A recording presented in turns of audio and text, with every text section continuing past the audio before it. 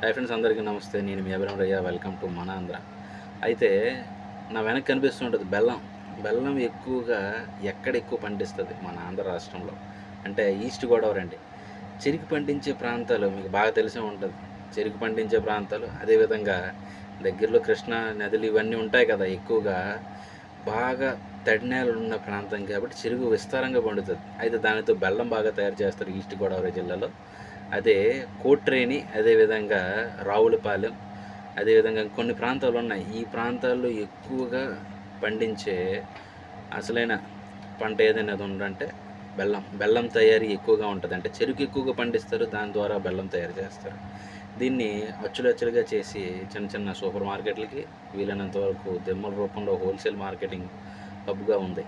ఇలాంటి ఇన్ఫర్మేషన్ మీకు నచ్చినట్లయితే ఖచ్చితంగా మన ఛానల్ని సబ్స్క్రైబ్ చేయండి. మీకు తెలిసిన వాళ్ళకి షేర్ చేయడం మర్చిపోకండి. Thank you for watching.